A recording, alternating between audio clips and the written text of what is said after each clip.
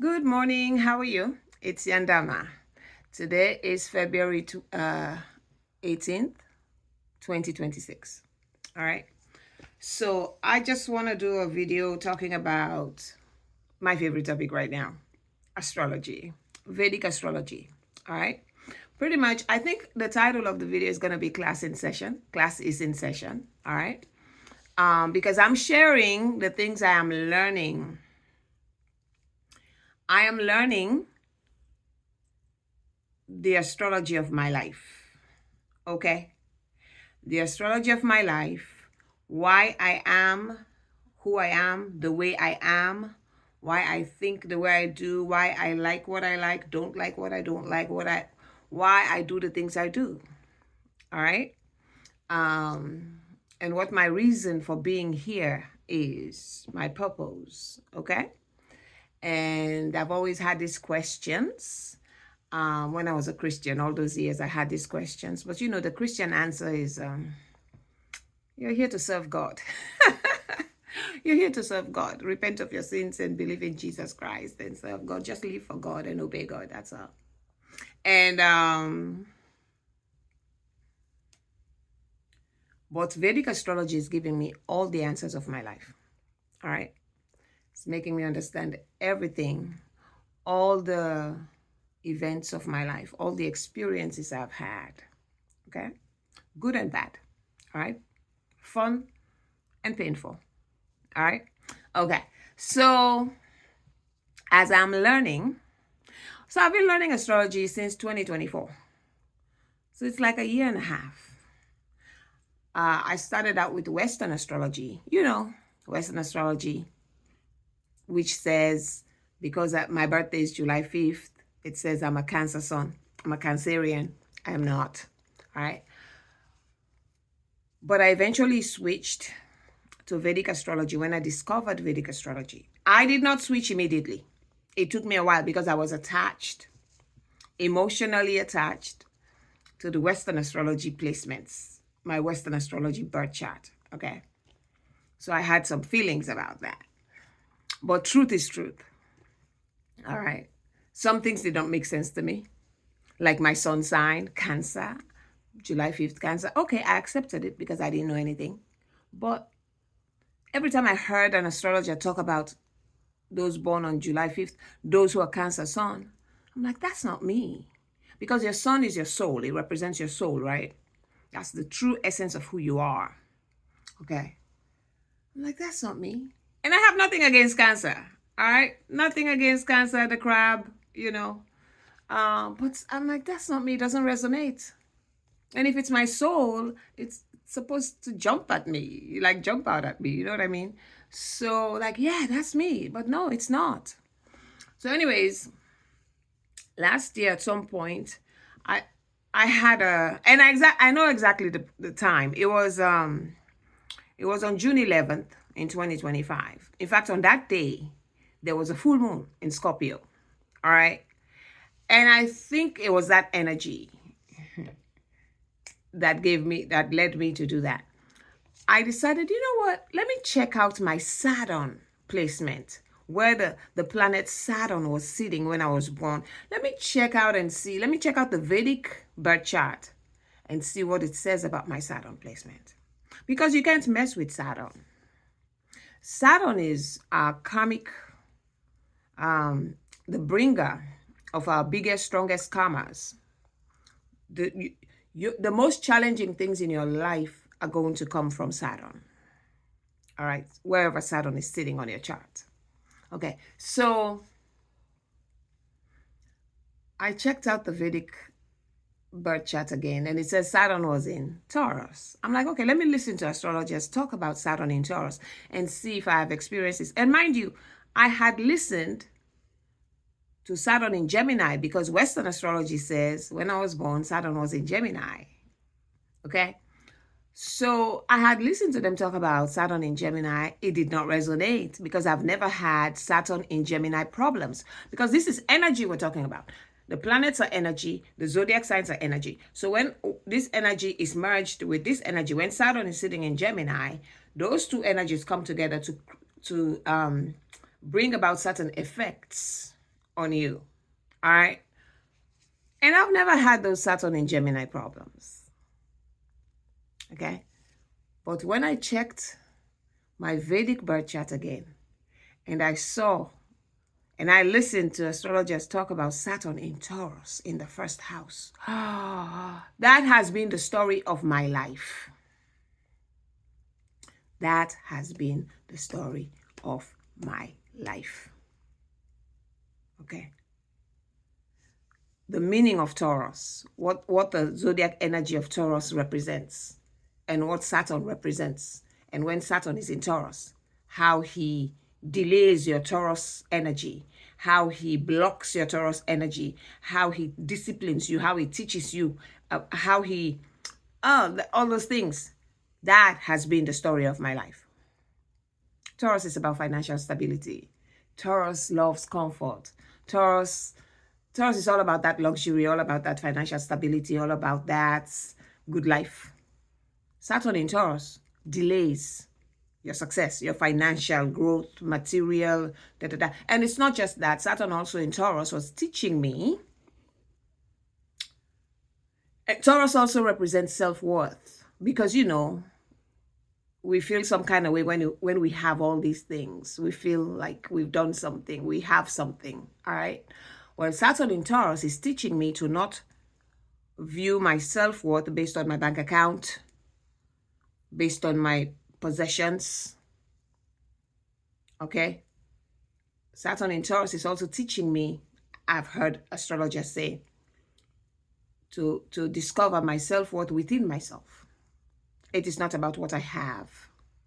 It is about me. And let me tell you, even though I did not know astrology, all those years when I was a Christian and going through all kinds of unemployment and lack and money issues, because that has been the story of my life, okay? Saturn was teaching me, was blocking me and hindering me and causing problems so that I would stop looking without for self-worth and look within. When I was a Christian, going through all that stuff, I eventually came to a place where I surrendered my desire for things. And I just trusted God. In essence, God within. All right?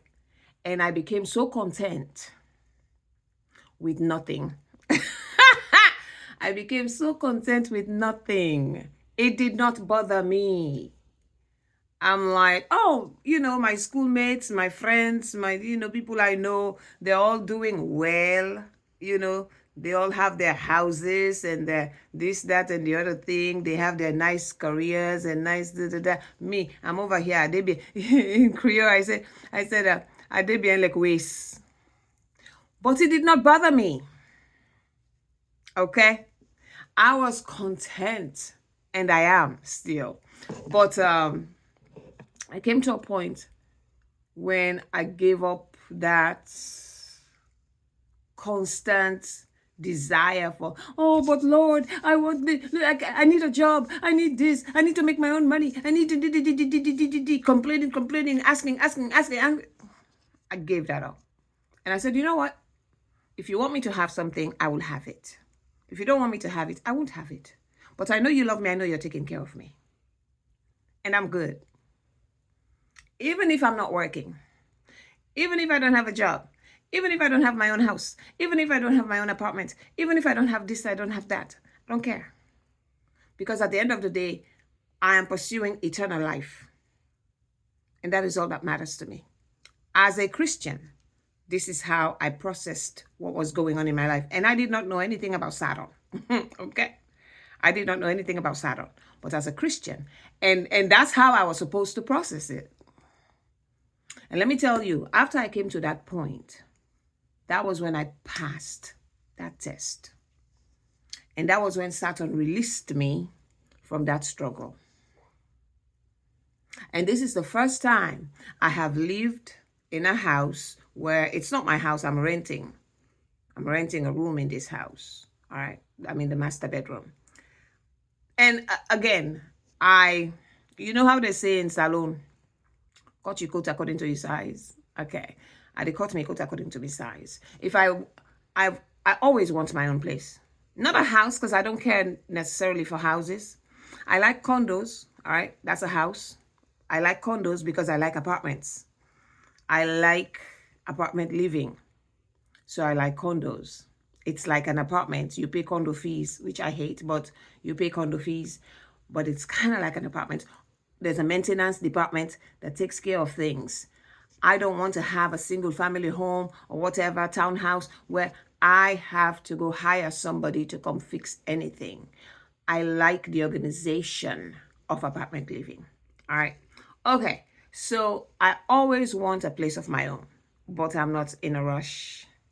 And I hate financial issues. I hate financial stress. All right. So I cut my coat according to my size. If I want to get my own apartment, my monthly bills will be higher than what I'm paying here. And I'm like, I'm not doing that because I don't want to stress myself out. Because what if something goes wrong and now I don't have the money to pay my rent all the time? So it's all part of that. Okay. The reason why I'm still here. But this is the first time I have lived at a place the longest in this country. 7 years and counting. I have lived here. When I was going through my Taurus, my Saturn in Taurus test, my Taurus rising, Saturn in Taurus test, and plus other things that were going on in my life, other 8th house things on the chart, okay? Because it's not just Saturn. It's also my life of transformation through suffering with Jupiter in the 8th house. But anyways, I moved from place to place, apartment to apartment, residence to residence in this country within a 21-year period. I moved 31 times. You hear me? 31. 31 times in a 21-year period. So when I say Saturn in Taurus has been the story of my life, not Saturn in Gemini, as Western astrology says, you best believe I know what the fuck I'm talking about. All right. There came a point right before I passed my test in Tampa, Florida in 2018. I was a Christian still, and I was talking to God. I was crying to God like, I need stability. Saturn in Taurus. It messes with your stability because Taurus is about stability. Taurian energy loves to be stable. Taurian energy loves the house, the home, the stable living, the stable finances, the stable everything. Taurus energy is about stability, security, financial, material security and stability. I was crying to God, I need stability in my life. And what came to me in my spirit at the time, because I was a Christian, I said the Holy Spirit, but you know, it's Saturn. Okay, it's Saturn. But now I know. What came to my spirit is when I said, I need stability, I need a job, I need money, I need this, I need my own this, my own that, my own this. This is Taurus energy crying. What came to my spirit was, I am your stability. Okay. So because this Saturn in Taurus is focusing me on my divine energy. Everything I am, everything I will ever need is within me. Outside things, material things, they come and go. They're temporary. But I should have contentment and security within myself. Even if I lose everything, even if I don't have a roof over my head, if I've never been left without a roof over my head, but even if I have no roof over my head, I will sit on that pavement with contentment and understanding that I am not less than just because I don't have a roof over my head. I am just going through something. I came to that point. And let me tell you, anyways, I even had dreams about it, like dreams that I passed the test. Like I was walking on a graduation stage. Okay. There was a celebration. Yes. The universe gave me dreams to show that you have passed this test. As a Christian, I did not know. I knew I had passed the test. I did not understand the details. I just trusted God. All right. But now, Vedic astrology is giving me the details of my life, the details of my cosmic energies, the details of all the events of my life, all my experiences, all my challenges, and everything. All right. So this is why I love it so much. And this is why I share it. Well, not only why I share it, but I share the things I love. I share what makes sense to me, And this is not about believing. This is about reality. It is not a gospel. It is not a story. All right. This is about reality. Because when you look at your Vedic astrology birth chart,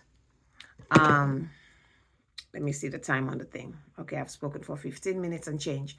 All right, 15:50 something. So when you look at your Vedic astrology birth chart and you study the placements and what they mean, how they have manifested in your life, you know the life you have lived. You will see. It's just like not that you need a confirmation, but if you were somebody like me who always had questions about why was I born? Why am I here? What is my purpose? If things don't make sense to you, like why am I going through this? Why am I experiencing this? How come this area of my life is not working out? Or how come whatever life you're living, whatever you're experiencing, if you are self-aware and you've always had questions, this is going to blow your mind. Because your Vedic birth chart is going to explain everything about you to you. You will be like constantly just mind blown. Like poof, poof, poof. Ah! Yes. Okay. So now let me move on to the points I wrote down here. This is just a little story about myself. Just explaining to you why I dropped Western astrology that said I'm a Cancer sun and embraced Vedic astrology that says born on July 5th, you are a Gemini sun, because I am a total Gemini. When you listen to astrologers talk about Gemini, I'm a total Gemini and on the positive side of the energy. Okay. Yeah. because every energy has positive and negative. I know what they say, some of the negative characteristics of Gemini are. I'm not that person. All right. I'm on the positive side of the energy. I could be on the negative side just like that, but I can't. All right. So I have other placements in my life that compel me to be on the positive side of the energy all the time. So yeah, and like I said, my Saturn placement gave me clarity, because I have never had Saturn in Gemini issues. Gemini rules communication.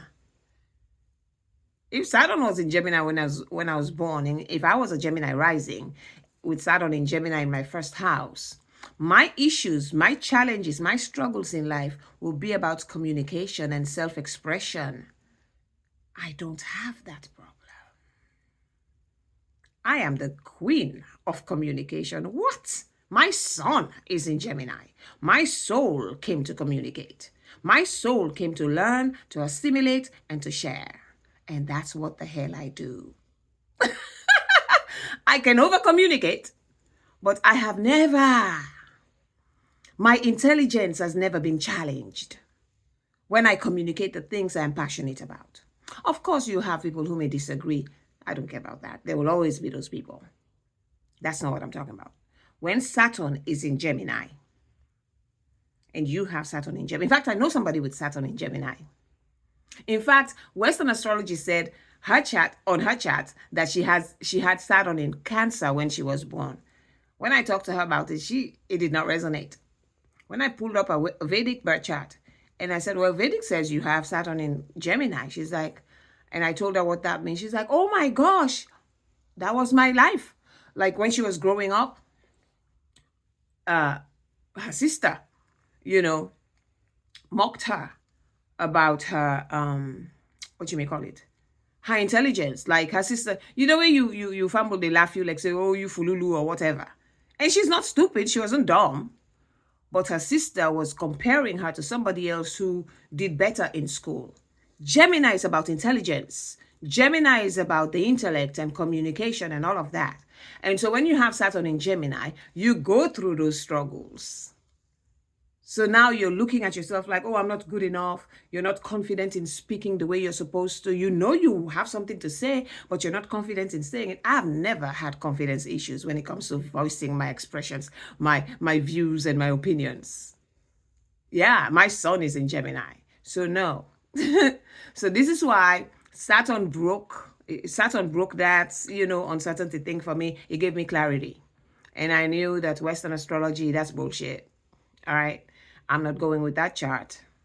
So I just want to explain here why and Saturn in Gemini will bring you to a place where you experience this questioning of your intelligence and whether you're good enough or not, to voice your views, to communicate, or whether you're smart or not, or whatever.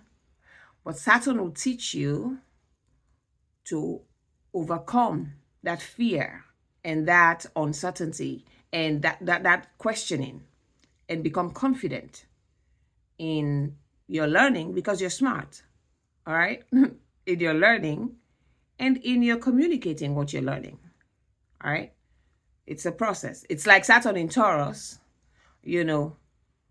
how many years I went through just lacking finances, just lacking that security, that financial security and stability, and questioning myself, like, are you even good enough? Like, why you're a loser? Like, you're going through those, you're having those thoughts.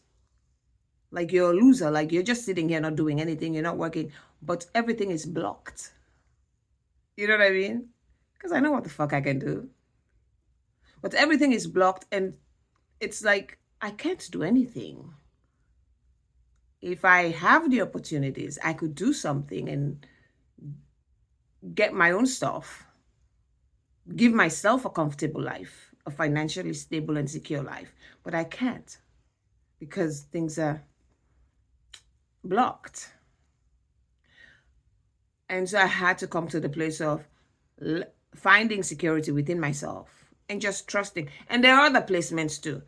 Trusting the divine for my sustenance and not feeling less than because I don't have a house. And all my friends, they have their houses. They're doing better than me. No, they're on their own path. I don't care. I wish them all the best. I'm happy for them. Okay? But I am me. I'm on my own path. And now I'm learning about why I had to go through all that, because it's not just about learning to suffer and learning to be without and finding security within yourself. No, my purpose here, number one, is moksha. Okay, which is liberation, spiritual liberation. All right? So that when I die, I don't reincarnate and come back to do it again. So that I achieve moksha, so that I get off of the, what you call that thing? The reincarnation cycle. I don't know how many lives I've lived, but reincarnation is real. But in this life, my main purpose is moksha. And so I had to learn, the universe had to teach me to detach me from the love of material shit. It's also part of the reason why I have Saturn in Taurus, to detach me from materialism, because Taurus rules materialism. Taurus rules materialism. Taurus wants everything, the house, the money, the comforts, the luxury. I'm Taurus. I'm Venus in Taurus. I want this. I want that. I have to have this. Taurus loves the nice life, the good life, materially, financially. So Saturn had to discipline me and teach me to be okay being without. And I have other placements that detached me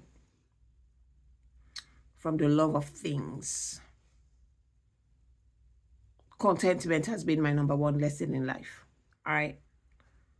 This is throughout my birth chart, not just Saturn in Taurus. But anyways, so, and this is why my focus is on the spiritual and the condition of my soul, or you can say my energy, my spirit, whatever.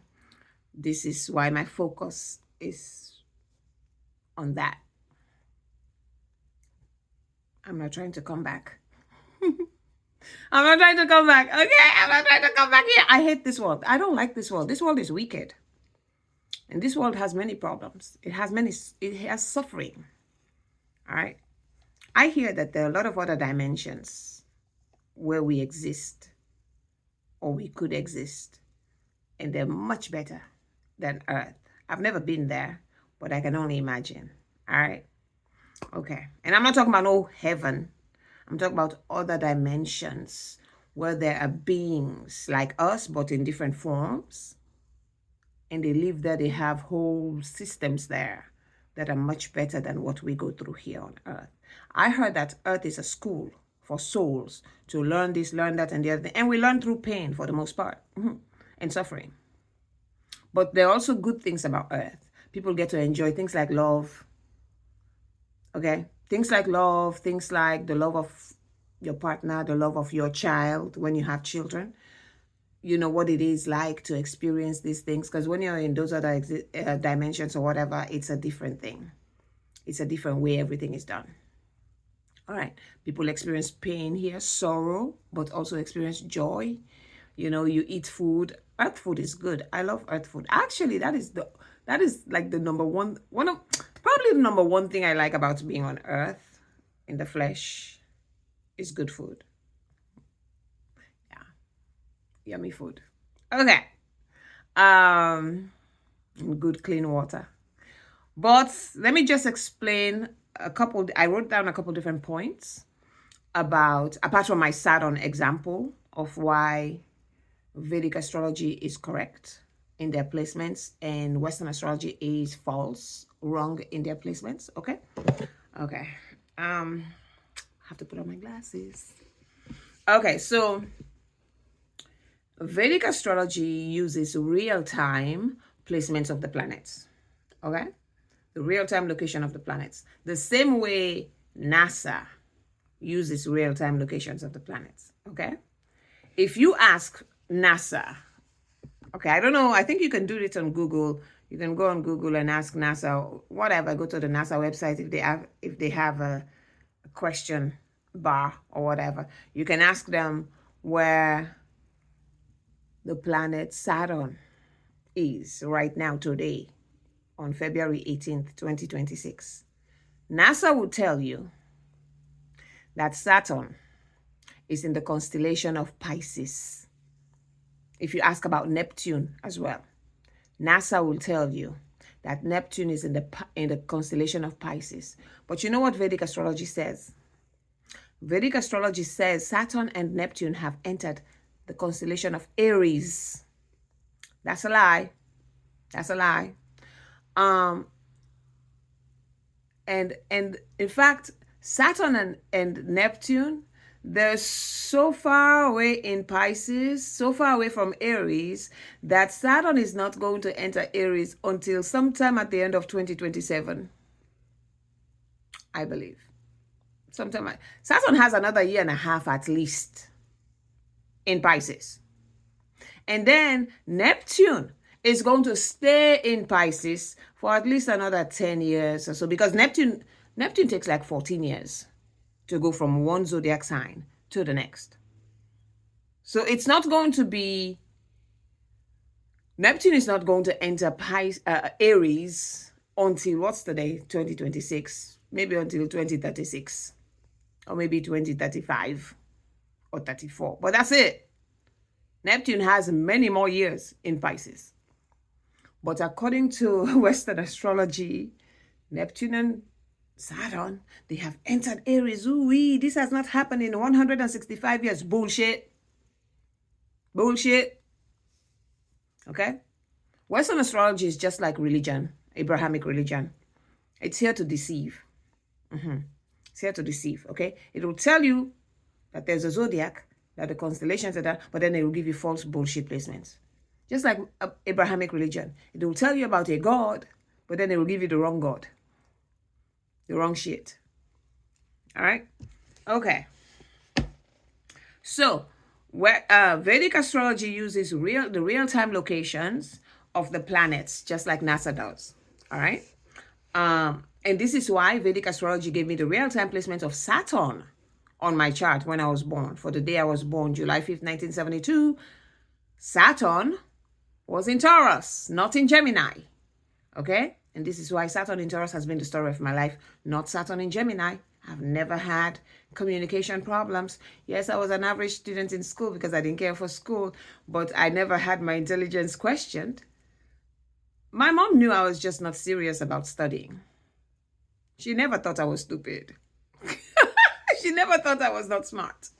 All right? She just knew this speaking in Olek school, in Olek book. All right.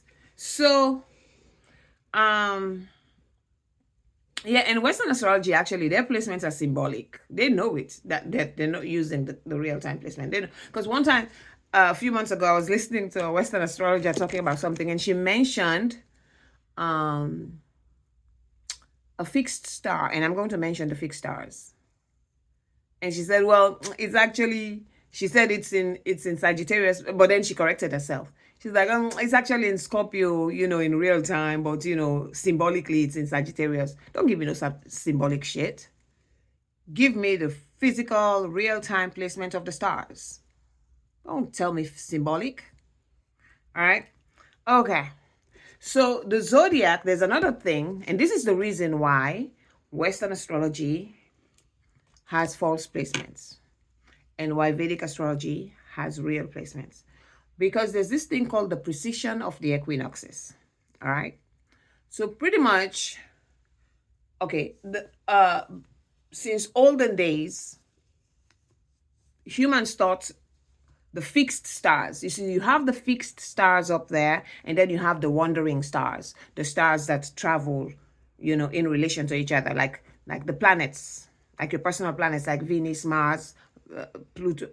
Well, Pluto is an outer planet, but yeah, all these planets, they move, they travel the constellations regularly. They're always on the go.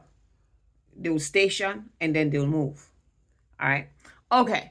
So you have those, and then you have the fixed stars, what is known as the fixed stars. The fixed stars supposedly never move, but it's not true. The fixed stars move, but they move very slowly to the point where you don't notice that they're moving, but they move.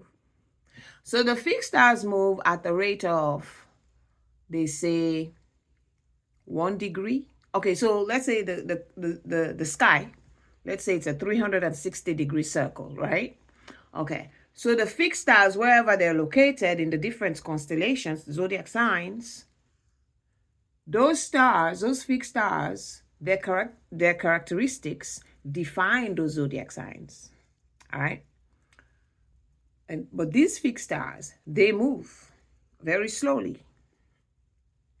So this is Aries, Taurus, Gemini, Cancer, Leo, Virgo, Libra, Scorpio, Sagittarius, Capricorn, Aquarius, Pisces, and back to Aries. All right? And then each one, there are fixed stars in the different zodiac signs. But now, because over the last, 2,000 years ago or so, Western astrology placements were correct, because the zodiac had not moved as much as it has. So when they tell you that this, the sun was in Aries when you were born, the sun was actually in Aries, just like when Vedic astrology says it now. But over the last 2,000 years and change, the zodiac has moved. It moves at the rate of 1 degree every 72 years. So it's not a whole lot of movement, but it is movement, especially over a long period of time. So in over 2,000 years or so, it has moved by 24 degrees. And this is why Western astrology placements are 24 degrees ahead, because they have the elliptical, whatever they call it, where they have said, okay, this is where Aries is, this is where Taurus, Gemini, everything is, and that does not move. Okay, so every year, every time they calculate through that their elliptical zodiac or whatever they call it. It's a fake zodiac, whatever. I don't go with that bullshit, because my chart, the proof is in the pudding, sweetie. All right. Don't tell me I have Saturn in Gemini when I've never experienced Saturn in Gemini problems in my 53 years on Earth. Saturn in Taurus, that has been my life story. I have stories about Saturn in Taurus. Okay. All right. So the proof is in the pudding. They can try to justify their zodiac calculations, but the proof is in the pudding. And in my pudding, I go with the Vedic chart, because it is true. All my planets are in the correct location. So anyways, so they still, and their elliptical thing has to do with the seasons and whatnot. And so they're still calculating the same way. They don't take into consideration the moving zodiac up there, the actual moving stars. Like, for example, when it comes to let me read a brief quote from Google about the precision of the equinoxes. I'm not technical when it comes to these things. I'm not into this, but I just know it is true, because I know about my placements on my chart, and I know the Western chart doesn't do shit for me, okay? Because it had loopholes, many, okay? All right. The zodiac shifts very slowly over time, 1 degree every 72 years. It's called the precession of the equinoxes. And here's a little quote from Google about it. This is what I wrote.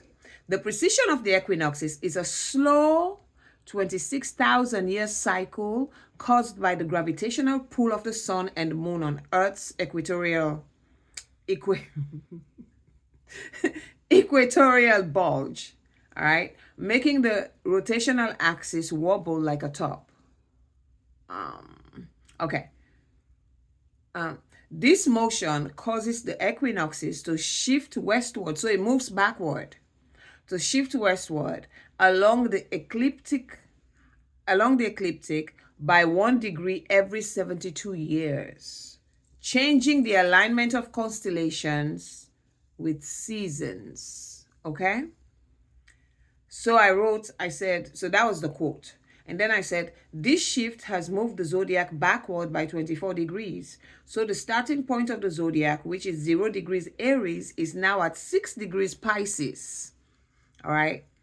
And that is the age of Pisces. This is why we're in the age of Pisces, because when the equinoxes moved backward, all the way, the 0 point of Aries moved into Pisces and kept moving into Pisces. That ushered us into what they call the age of Pisces.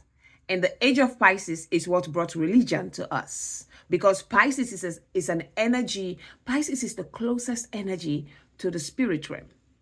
Pisces, let me just say, Pisces rules the supernatural, okay, in general, all right? So Pisces is an energy of faith, of I believe. I just believe in something bigger than myself. I know there's something out there. I just believe in something bigger than myself. Pisces is the energy of magic. It's the energy of the supernatural. And so when the equinoxes moved and the 0 point of Aries went into Pisces, it ushered us into the age of Pisces. Listen, I don't know all the details of how to explain that to you, but this is my little understanding of it, and that's why I'm just sharing it with you. So, and this ushered us into an age of religions, Abrahamic religions and all these other religions, a bunch of religions, okay? It's all about believing. The Christian religion is all about faith. You don't validate, you don't verify anything. You believe by faith. You believe that bullshit they tell you by faith. You believe everything by faith. Okay? So, my nose is so shiny right now. A little bit. But anyway, so yes. But the good thing about this is it has moved 24 degrees into Pisces. And now the equinox is at 6 degrees of Pisces. I mean, that's still a lot of years because they only move like 1 degree every 72 years. So we have like 432 years, if I calculated it correctly. 432 years left to enter the age of Aquarius. You see, now Western astrologers are lying to themselves. They're saying, oh, we have entered the age of Aquarius. We have not. We're still in the age of Pisces. Religion still has a stronghold on humanity, lying to humanity, deceiving humanity, causing problems in humanity. When the equinoxes move backward the next 6 degrees in 432 years or whatever, I will not be here. Thank you, Spirit. I will be somewhere else with my fabulous self. When they move into Aquarius, it's going to usher humanity into the age of Aquarius. And Aquarius is not about I believe, my brother, my sister. Aquarius is about I know. But Aquarius does not. Aquarius is not about I believe. Oh, just tell me this fancy story. I'll believe it. I'll have faith. No. I know. I have facts and figures. I have details. I know. All right. I know who the fuck I am. What the fuck I'm here for. Don't give you any bullshit stories. Okay. So, but even though we're in the age of Pisces and the fog of Pisces through Neptune is deceiving people, covering people, blinding people to reality and just giving them fancy stories about somebody who died for them on a cross or this, that, or the other thing, bullshit, still, we all have Aquarius somewhere on our charts. All right. And Saturn rules Aquarius. Saturn, the Vedic astrologer says Saturn and Rahu. Western astrologer says Saturn and Uranus. I don't care. Saturn rules Aquarius. Whoever the co-ruler is, good. All right. All of us have Aquarius somewhere on our chart. Some are even born with their sun in Aquarius. And when you're born with your sun in Aquarius, unless you have other placements that compel you to believe the bullshit of Abrahamic religions, you have an open mind. You have an open mind when it comes to these things. You may even believe in Christianity, all right? But you will have an open mind to other belief systems, to other things out here. Because for some reason you would understand, you will just know it, that there has to be more. Or whatever. I don't know. I don't have my sun in Aquarius. My sun is in Gemini. All right. So yeah, but Aquarius rules my 10th house, my public image, my legacy. This is why I am over here telling you about these amazing things I'm learning, even though I used to be a Christian and I'm not a Christian anymore. And you know that I'm not a Christian anymore. And you know I used to be Jesus freak. You know I used to preach Jesus. I used to live for Jesus and preach Jesus all the time. But that's Aquarius energy in my 10th house. And the ruler of Aquarius in my first house, Saturn. And Saturn is also the ruler of my 9th house of religion and philosophy. So Saturn took me through Christianity. Saturn and Rahu took me through Christianity because Rahu is sitting there in my 9th house. Took me through Christianity even though it was a lie, but I had to learn certain doctrines, certain teachings through Christianity that are good for my moksha journey. The detachment, dying to self, forsaking this world and the things of the world, because I was always going to be detached from the nonsense of this world, from the excessive materialism and the focus on earthly this, earthly that, and focus me on spiritual stuff, because that's my journey. Not everybody's on a journey of moksha. Some people actually are born with placements that signify that they're here to build wealth. Well, anyway, that they're here to do this, that, and the other thing. It's a lot of focus on earthly success. For me, it's a lot of focus on spiritual success. All right? Okay. So this is the reason why Vedic astrology is more accurate with the placements of the and you want accurate placements of the planets. Because you don't, and this is why I think this is why a lot of people don't even care about astrology. Because when you tell somebody that they're Cancer sun and they're really a Gemini sun, and they hear what Cancer sun is about, they're like, hey, I don't know, that's not me. Because I'm a Gemini sun. Gemini. There used to be a TV show called Gemini Man, right? I think it was Gemini Man. Anyway, funny. Gemini is cool. Cancer is all right. I have 3 planets in Cancer. So I do have strong Cancer energy. That Cancerian, emotional, sensitive, intuitive energy. I do have my Mercury, my Mars, and K2, the South Node. They're in Cancer. So I have strong Cancerian energy in my 3rd house, in my communication, the way I receive knowledge and information, the way I act, the way I go after things. Like it is a Cancerian way. It has to be intuitive. It has to come from my heart. It has to be, I have to feel it in my gut.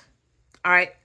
That's Cancerian in the way I communicate, in the way I pursue things in life, in the way I, do all of that. But my sun is Gemini.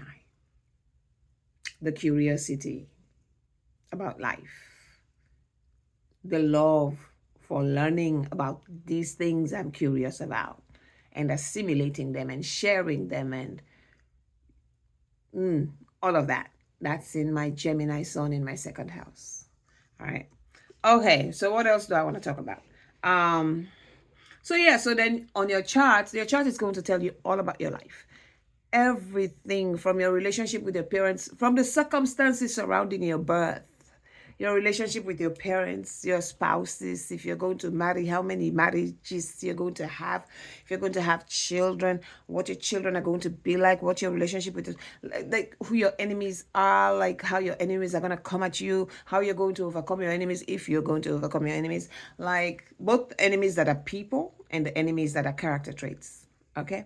Like a lot of things, your karmas, because we're all born with karma. I've heard a Vedic astrologer say we are bags of karma.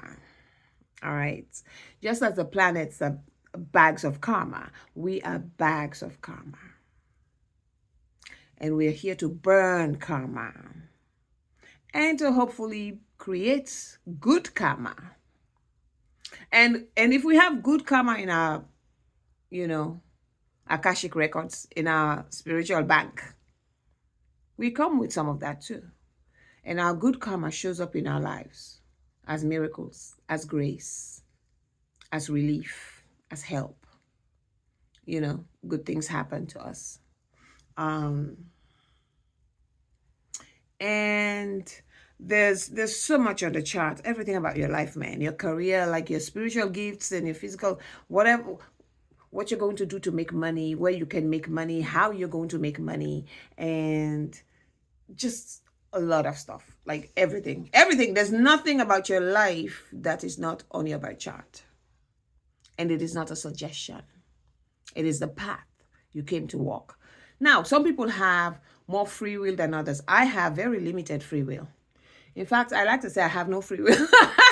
The only free will I have is what am I going to eat today? What do I want to wear? And things like that. Do I want to work today or not? Do I want to take a day off or not? This is the type of free will. This is the type of free will I have.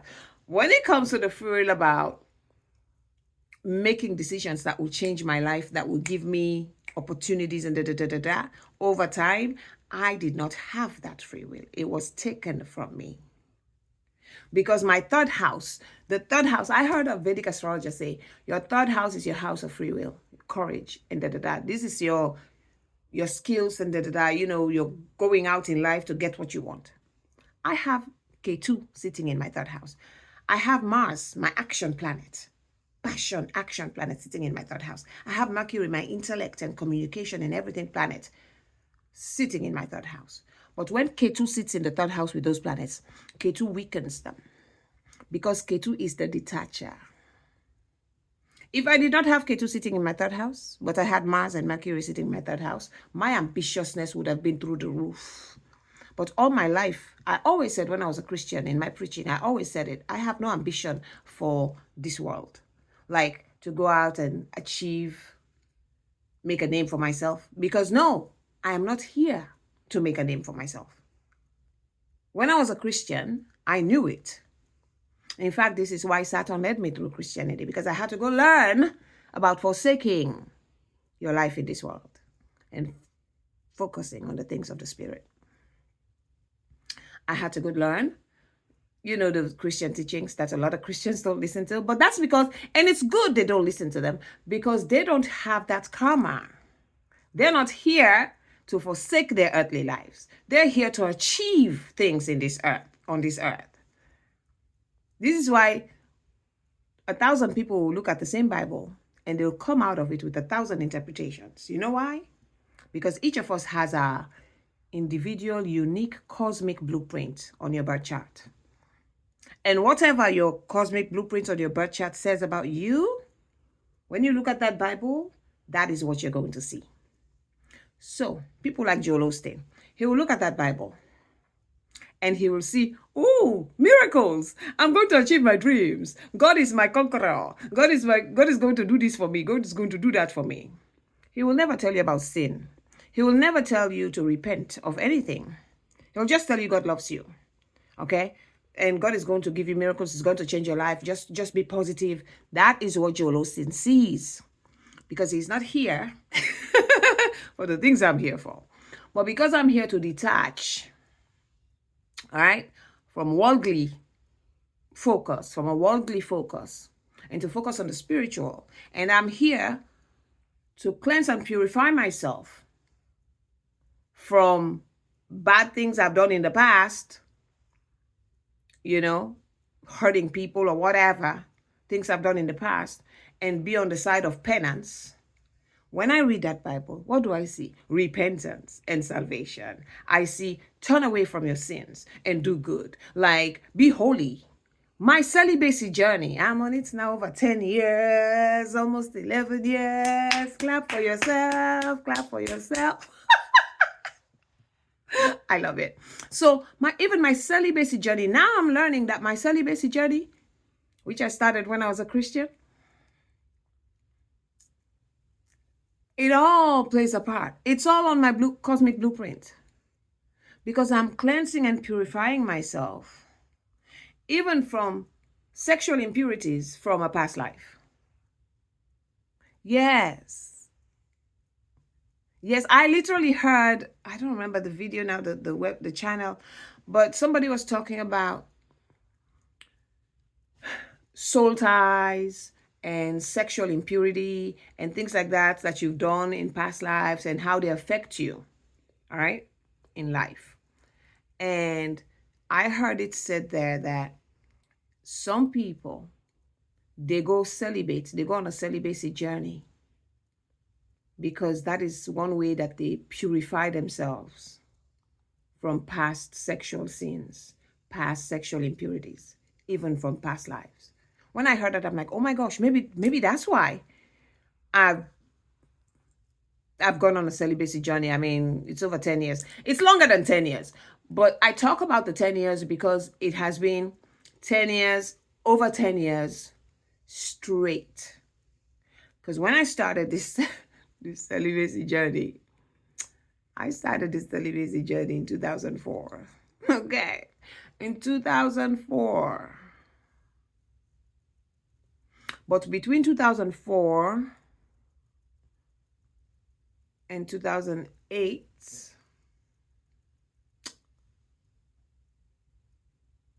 I was good. It was a straight, nice, I was good. But then in 2008, I like to say I fell off the wagon. I did it. All right. And then I got in a relationship that lasted 6 months, and it was a sexual relationship. But then I felt guilty. And then I broke up the relationship. And I went back to celibacy. So you see, it's been on and off. So for many years before, I was working on my celibacy journey. But then after 2 years, 3 years, whatever, then I'll go do it once or twice.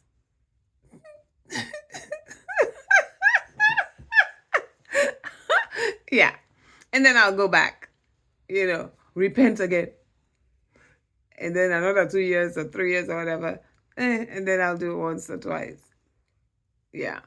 But this time, since the last time I fell off the wagon, it's been over 10 years. No, nothing. Not even a kiss. I love it. Yes. And so the celibacy journey has been going a long time. So from 2004 to now, it's 22 years. If I really count how many times, like, okay, so there was that 6-month relationship, right? That was sexual. I don't know how many times I had sex in it, but it was a sexual relationship and it was good. But then after that, okay, so there was that one time with that person. There was that one time with that person. Well, once or twice with that person. And there was that. Okay, so it's a couple exes. Me and my exes. Yeah. Okay, so really,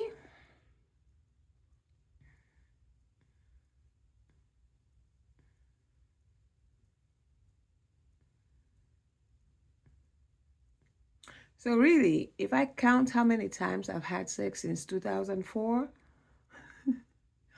it's going to be like 8 individual times. All right.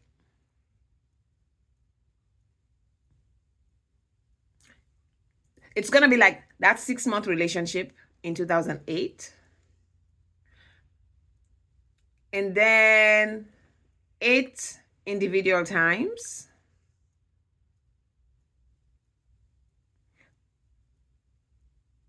Between 2010 and 2015. 5 years, 8 individual times. So really, my celibacy journey has been going on for 22 years. All right. There was those times of falling off the wagon. But, so in fact, let me just say, even if I just scrap a year, let me just remove a year. Let's just say that 6-month relationship and then those 8 individual times. Let's just calculate that as 1 year. Subtract. My celibacy journey has been going on for 21 years. But the perfect, no sex, no kiss, no nothing, not even dinner, not even a date, not even a lunch date with a man. It's over 10 years straight. Over 10 years and counting. I love it. But all these things, you will understand your life because I see the celibacy signature on my birth chart as well. And then I heard that in that video that or audio message that some people cleanse themselves from past life sex impurities, sexual impurities, or whatever, karmic sexual situations. They cleanse themselves from that, purify themselves through celibacy. And I know that that is true for me. All right. So it's a whole lot. Astrology will explain your life to you, but you want the real placements, the real everything. So get your birth chart. All right. I'll show you how to get your birth chart if you want to know, if you're interested in understanding your life and your journey and why you were born, why you took incarnation, why you decided to come. All right. The things you came to experience and achieve and the karma you came to burn and all of that. So you'll understand and stop blaming yourself and stop feeling badly about this, that, or the other thing. I am so happy about my life. I'm so happy about my journey because I'm crushing this shit. Okay, I am. I really am. I'm crushing my goals, my spiritual goals that I set for myself before I was born. I'm crushing them. Okay? All right. So if you're interested, what you need to do is go on. There's a website. Well, first of all, just go on Google and on your search bar, type in Vedic Astrology. Just do Vedic, VEDIC, Vedic birth chart calculator. There are many, many results. There are many websites that will give you your birth chart. But when you pull up the results for Vedic, VEDIC, birth chart calculator, find the results that is astro-seek.com, because I prefer that one. I prefer the one that gives you the round, the circle, and da-da-da. And find that one. Click on it. It will say sidereal birth chart or whatever, but it's astro-seek, astro-seek.com. Click on that result. All right. I like to pull it up that way. I don't like to go straight to astro-seek.com. I don't like to go straight to the website. I like to pull it up through that, that way that I do by searching for Vedic birth charts, birth chart calculator. Click on that result and then scroll down a little bit, and then you will see the slots where you need to put in your birth information. You put in your date of birth, your time of birth. You should know your time of birth. If you don't, that's fine. We can know, you can see your chart. You won't know which house is which house, where the energies are operating and what's what, but you will still get some understanding based on your moon sign and whatnot. But if you know your time of birth, that's perfect. Put your time of birth, and your time of birth should be on your birth certificate. All right. Put your time of birth, city of birth, and click calculate. And let me tell you, that chart is, and if you don't mind, you can share it with me. You don't have to share it with me if you don't want to. But if you share it with me, I would show you what is, because you can look at the chart. Hold on, let me pull up a chart for you.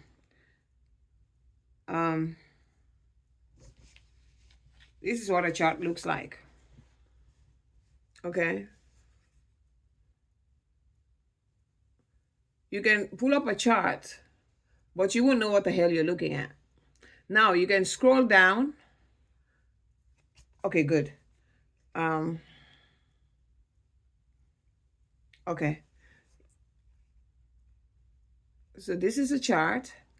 Now, if you scroll down to here, you'll see how it lists your planets from the sun to the moon to Mercury, Mars, Venus, and all of it. You'll see the locations. It will tell you the degree where Venus and the sun and everything was sitting. But you're still not going to understand anything. But what you do, because this is what I do, is I'll get on YouTube and I'll type, or just Google, but I like YouTube because I like videos. I like to watch videos. So I'll type, let's say your sun is in Scorpio. If your Vedic birth chart tells you that your sun is in Scorpio, whichever sign it says your sun is in, Aquarius, Pisces, Gemini, Cancer, Leo, Virgo, whatever, you go on YouTube and you type sun in whatever sign, Leo, Pisces, whatever. And then you'll see videos come up where astrologers are talking about the sun, what it's like when you have your sun in that sign. And then you learn about yourself. And when they're talking, you'll hear it and you'll be like, oh my gosh, no wonder, that is me. That is totally me. So you'll start to see why you are the way you are in that regard, because your sun is sitting in that sign. That's your soul energy. Right. And then you can look for your moon sign, where your moon is sitting. And with Vedic astrology, it's not just the zodiac signs. It's also the thing called the nakshatras. All right.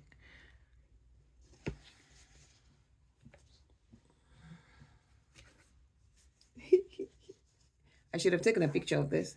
So the nakshatras, you see this big circle is divided into 30-degree sections. That is each zodiac sign, the 12 zodiac signs. It's a 360-degree circle divided into 12 30-degree portions for each zodiac sign. But each 30-degree portion, well, all of the 360-degree circle is divided into nakshatras. And the nakshatras are 13 degrees each.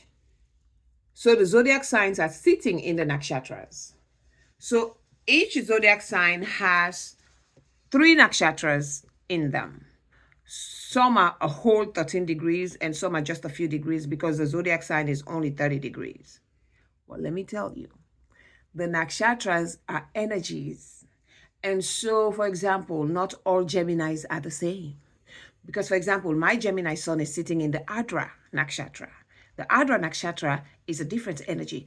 It has different characteristics and different interests and inclinations and everything.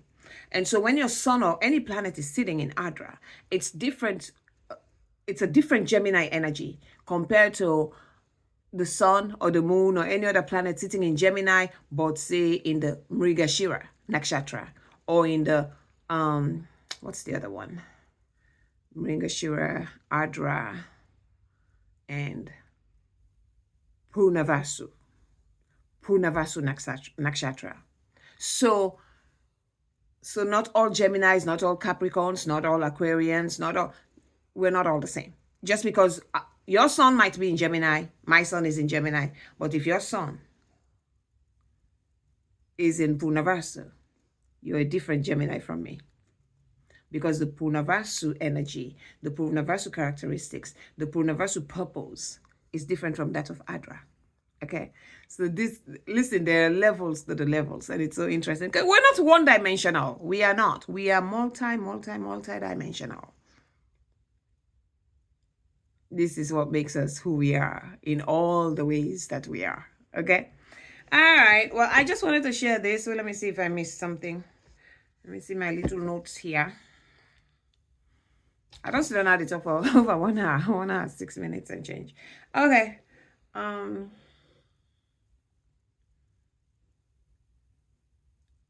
Yeah, there's a whole lot, but I just wanted to share this because this is cool. This is life. This is reality. Okay, this is reality. This is your life. It's not a story of a savior, a messiah, an angel, or whomever. This is a story of your life.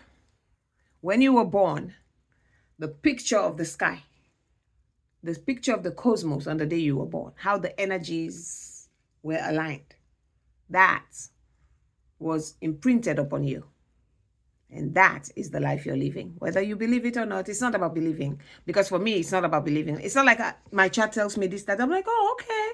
No, it's like, oh my gosh, this is what has happened in my life. This is how I am. This is what I have experienced. You know what I mean? So it's not about believing. It's like, this is like the validation that I always needed and did not even know it. Well, actually, I knew it because I had a lot of questions. Why am I going through this? Why am I experiencing this? Why this? Why that? Why was I born? What's my purpose? Why am I even here? So this is answering all my questions. And now I'm like, I'm pleased. I am very pleased. All right. Okay. Well, you have a very good one. All right. Take it easy. And enjoy the rest of your day. Okay. Bye.